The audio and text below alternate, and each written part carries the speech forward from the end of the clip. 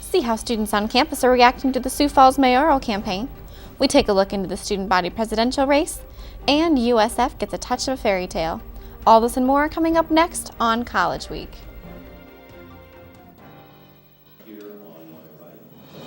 From the Jeske Fine Arts Center on the campus of the University of Sioux Falls, this is College Week. With Brandon Sandoval, Stephanie Chmielewski, and sports with Brett Gies. Good morning. Welcome to College Week. I'm Stephanie Chmielewski. And I'm Brandon Sandoval. Thanks for joining us. For generations, people young and old have marveled at the spectacle of the circus. From elephants and tigers to popcorn and glow sticks, the circus is a memorable event for children of all ages.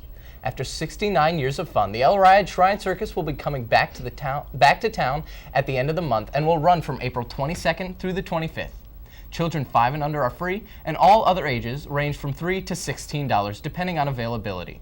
Tickets can be purchased at Campbell's Supply, Shields, and Sunshine Foods in Sioux Falls beginning on the 22nd. On April 16th, Sioux Falls will elect a new mayor. College Week's Hannah Olson talks to students on whether or not they will vote in these elections. For most busy college students, the city of Sioux Falls will elect a new mayor without many of them even knowing it. Yet some students even plan to vote in the election. USF junior Brandy Reiner says she intends to vote, but is still undecided who she will vote for. I'm a registered voter in Sioux Falls, and I do plan to vote in the mayor race. I'm not real sure who to vote for. There are a large number of candidates this year, 6 I believe. They all seem to be saying the same thing. As of yet, no one really stands out in my mind. Austin Nickel, a junior at USF, says even though he knows the current mayor, he has not kept up on the race and is watching and waiting to decide on which candidate to vote for. I've never really paid a whole lot of attention to the mayor race. I've known Munson because he goes to my church, so I've just automatically known him all these years. But as for right now, I'm just kind of seeing the signs and just going with it. Many students that are not originally from Sioux Falls are still registered in their hometown. USF freshman Rachel Olson says that she has paid attention to the mayoral race, even though she is unable to vote in it. I'm from Huron, so I am not able to vote in the mayor race. I am a registered voter, so have been paying attention to all of the candidates. I know a number of the candidates, especially since one of them is my professor, but since I'm not registered in Sioux Falls, I'm unable to vote for them. The Sioux Falls citywide election will be Tuesday, April 13th. For USF College Week, I'm Hannah Olson. The campaign for next year's student body president is well underway. Here's College Week's Cameron Keys with more on the story. The end of the school year is quickly approaching, which means many different things for students on campus. Among these is the election for the 2010-2011 student body president. This year's candidates include the teams of Brandy Reiner and Lauren Strasser, and Danielle Trevine and Laura Anderson. Associate Vice President for Student Development Karen Sumner says it's important for students to take interest in Student Senate affairs. Student Senate at USF is a very big deal, and I'm really excited about this year's elections because I think that the people running for president and vice president are serious about the job and have been senators, so they know what they're talking about. Some students know exactly what they're looking for in candidates, while others have not given it much consideration. I'm looking for a student body president that will take the role of student body president to a new level, because I feel like while the previous student body president had done a good job, I feel like they need to be even more actively involved in campus affairs. I've seen a few posters hung up like in Java City in the dorms and stuff, but I haven't found out too much information quite yet. With the election quickly approaching, Sumner shares advice with students about picking a candidate. Students should do the research about Student Senate elections because the Student Senate has a huge budget that they divvy out each year to the students and do special things for students all around campus. So as a student, you should be involved in this election because they're going to determine who and what gets money, how and what kinds of renovations are made around campus. And so definitely do your research and vote. For College Week, I'm Cameron Keys. Elections will take place on April 12th. To keep up to date on the candidates and learn each of their positions, check your campus email for upcoming events. Coming up after the break, we'll take a look at the latest theater production. Don't go away.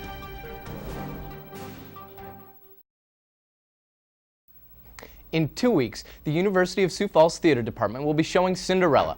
With more on the story, here's College Week's own Robert Bartell. Kim Bartling, the assistant theater professor at the University of Sioux Falls, says that one of the biggest challenges of Cinderella is the size of the cast. So probably the greatest obstacle is one another, that they're not running into each other and that type of thing. So, and just making sure it's very grand in the sense that it's, you know, big costumes and big costume changes. This musical is not just for those majoring in theater. Almost every major is represented in this production, as well as former students. If you show up, I'm going to put you in the play. So we have freshmen from seniors. We have every major is represented on the stage. We have 2 professors that are in the cast. We have a former USF student, Rebecca Meerman, who is our choreographer. Nick Poppins is helping with vocal instruction. Even our technical director is a former USF student. It's really a homecoming in a sense. Professor Bartling says she's going to make a couple changes for this musical and for productions to come. So something that we are doing with this that's different is we've never done a Saturday matinee before. We are competing with the circus the same weekend. And so we're trying to make sure that we have more availability for families to come. So, and then the other thing is usually we have a 7:30 curtain, and we are having a 7 o'clock curtain so that it's more, I don't know, family friendly as far as bedtimes and things like that. Being the last production of the year, Professor Bartling says the cast is excited for this musical. We're going to have a ball, literally. We have a ball every night. We laugh a lot. We dance a lot. We tend to make things up, and it's, you know, we're doing nothing different than showing the great story of Cinderella and the music that comes with Rodgers and Hammerstein. For USF's College Week, I'm Robert Bartell. For ticketing information, contact the University of Sioux Falls Theater box office at 331-6787. Every Wednesday, USF students are invited to participate in Central Baptist Church's Climate 9. For more on the story, here's College Week's Sarah Bettinger.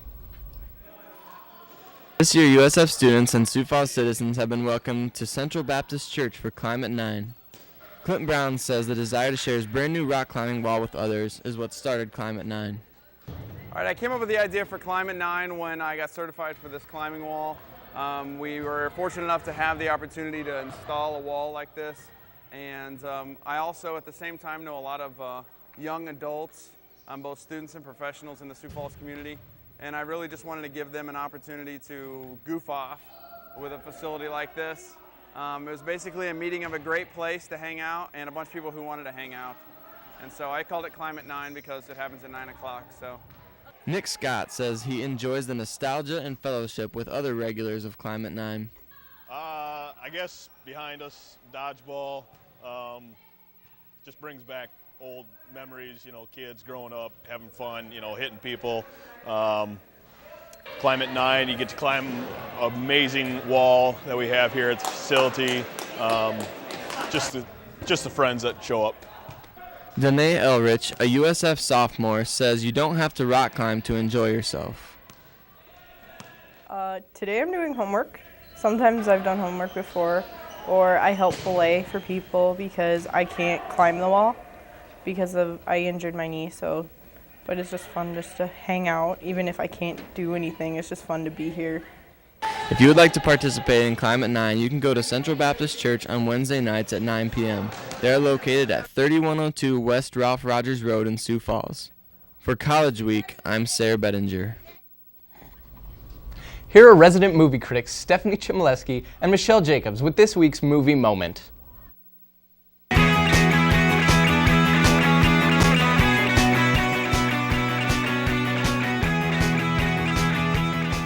Welcome to this edition of USF College Week's Movie Moment. I'm Stephanie Chmielewski. And I'm Michelle Jacobs. This week we are reviewing Bounty Hunter.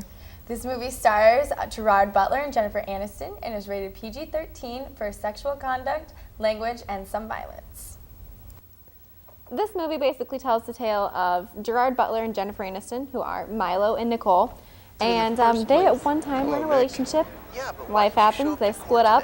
And in the terrible mix of events, Gerard Butler becomes a bounty hunter who is given the wonderful curse and blessing of tracking down his ex.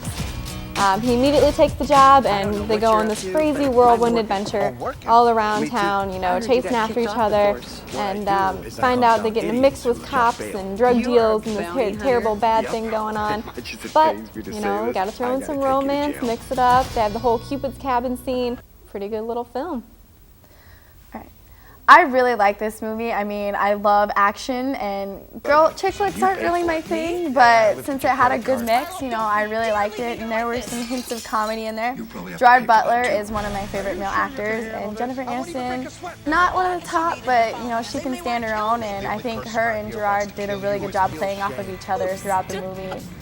Favorite part would have to be when Stuart, you see him throughout the movie, and his character just gets ragged on. I mean, it's funny. I think those parts are some of the most hilarious, but the opening shot of this movie is Gerard chasing Jennifer, and he just jumps up behind her and drops on her. It's the funniest thing, and I mean, it could have been a little bit more, but I liked it overall, and it was a great movie. So, Steph, what'd you think? You know, I was pretty impressed. It was a fun movie, good time, entertaining, but I think it was lacking a little bit in the comedy area. It was really marketed, I think, as like a funny movie, something that both, you know, men and women could enjoy, and as such, I took my fiance, and you know, we did have a good time, but I spent more time flicking popcorn at him than I really did laughing at the screen. You know, the actors are really good. Gerard Butler has really started to develop a character for himself.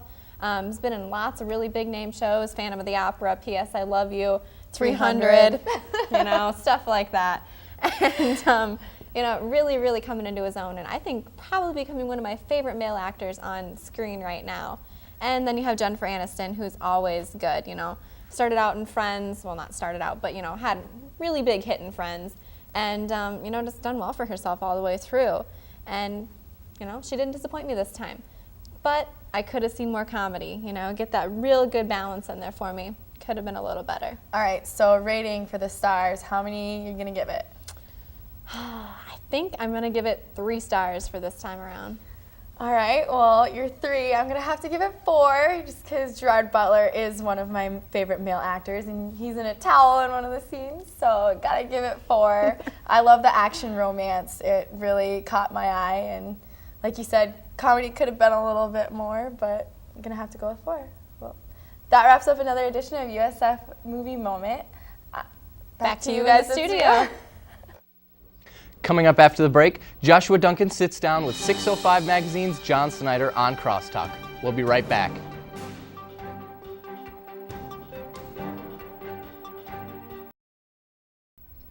Good morning and welcome to another edition of Crosstalk. I'm Joshua Duncan, and this morning I have with me John Snyder. He's the Director for Sales and Marketing for 605 Magazine. How are you doing, John? Good. How are you doing, Josh? Good. Thank you for joining us this morning. So, John, tell us a little bit, how did you get involved with, or what drew you to sales and marketing, period?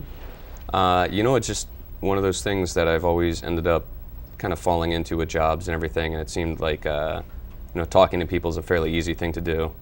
So I kind of just did that. What drew you to 605 Magazine as probably one of the places to land your feet? Well, Alana and I came up with the idea, and she has the experience with the journalistic side of it, and I've got some experience with sales and marketing, so it kind of worked out that way. Those are the 2 main things that we had to basically have to start a magazine, and you know, it's going pretty good so far. What's it been like? I know the magazine is just a little of a year old. Yeah, so what's that been like? Yeah, we just did our 16th monthly edition, so it's going great. We just came off our best month sales-wise, which is a big feat because there's a lot of people in Sioux Falls that haven't really put value on the 18 to 35 demographic that we've been trying to reach. They don't think that they're out there purchasing or reading, for that matter. They just assume that, you know, they're just willy-nilly, but we've been proving a lot of people wrong. What's it been like trying to get people to like buy ads too? I know that's how kind of a magazine is funded. What's that been like, especially for a magazine with that smaller demographic? Yeah, you know, I would say that it's more challenging on a day-to-day basis than probably other groups, but that didn't dissuade us from doing it.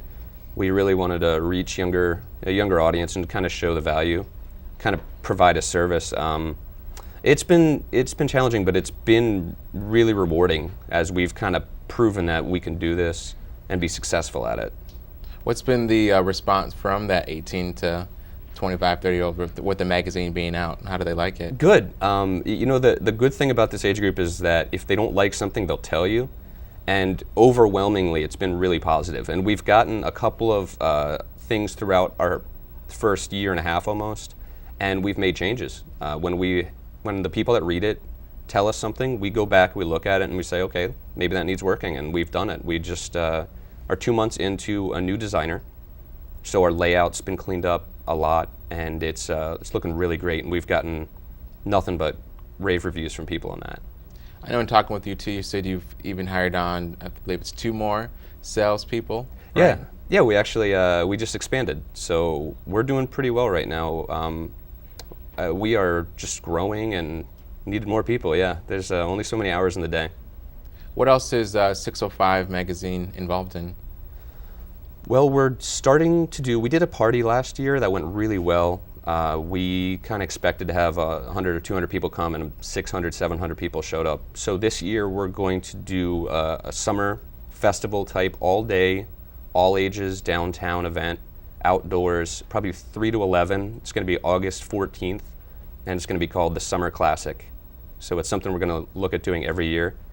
I can't really announce the bands yet, but if you keep up with our Twitter and our Facebook and stuff like that, people will be able to see what that is. It should be a really, really, really great show.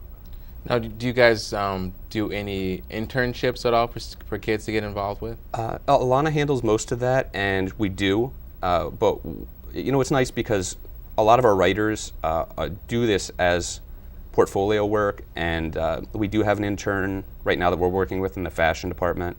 And it's nice because we can help people get jobs. A lot of people that have written for us have used that as portfolio work to get jobs with some ad agencies and things like that. And interns are nice because we can help them get credit. And they enjoy doing this because it's a topic that they kind of are interested in. So where can the magazine be found at if I wanted an issue? If you wanted an issue, there's one right there. But besides that one, if you go to 605magazine.com, we have an interactive Google map that we keep pretty updated. And it will show you all the spots. We have now 4 in Brandon, and the rest in Sioux Falls, about 75 in Sioux Falls. So we keep it updated there, so you can always check that out. All right. Well, thank you for joining me this morning, John. We appreciate it. And so, like you said, you could pick up the 605 magazine at all those locations. But if you've missed past issues, you can go to 605magazine.com and read those. Thank you. And coming up next is Brett Geese with sports.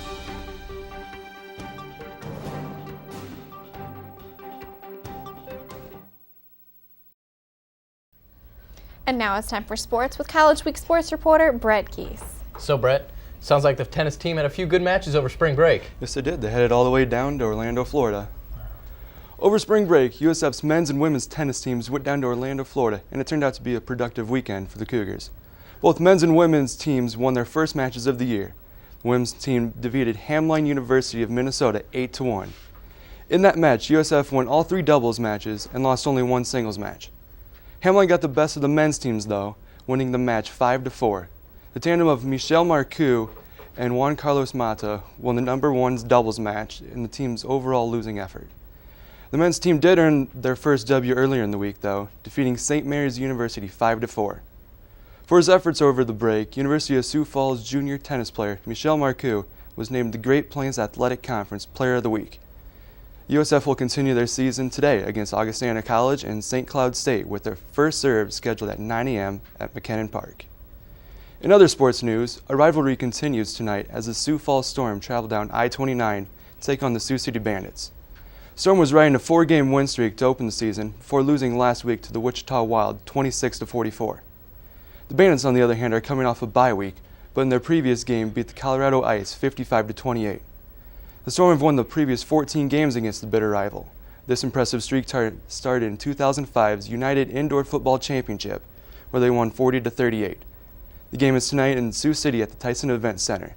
Game time is scheduled for 7:05. And that wraps up sports. Thanks, Brett. You're welcome. Buried in the midst of USF's rich past is an unsolved mystery. College Week's Brett Geese investigates. It's been over 2 decades since the Cougar statue was donated by the Cougar Lightning class of '88, but it easily could have been a statue of a Brave. The last year that we were the Braves was the 1977-78 year. In the fall of '78, we became the Cougars for our athletic teams and our mascot. To that point, we had been the Braves since the dawn of the 20th century. Not all students know the history and why it was changed. I've seen the pictures around campus with the old homecoming stuff, but I always thought that it was the Cougars. This is my second year at USF, and I didn't know that the mascot was the Braves, I guess. I wonder why it would have changed. Well, I like to say that we were sensitive to ethnic issues before that became front page news, but it truly was. We had some caricatures of Native Americans that perhaps weren't flattering at the time. We celebrated teepee days as our homecoming, and they used to put up teepees and people would dress up like Indians, and the president at the time, appropriately so, thought that that was offensive to the Native Americans. We did a survey of our alumni and our current students to see what would have been an appropriate name to replace that, and Cougars was probably by far and away the choice. Only thing left from that era are pictures and stories passed down from former students to their children and grandchildren, like Julianne Gold's. My grandpa went here in '38, and he was the senior of, he went his senior year, and he was the president of his class. And he told me about when the mascot were the Braves, and they changed it because it was politically incorrect. And they had teepee days and all sorts of fun parades, and everyone dressed up as Native Americans and ran around and had a good time. For College Week, I'm Brett Geese. And that wraps up another edition of USF College Week. I'm Stephanie Chmielewski. And I'm Brandon Sandoval. Have a great day.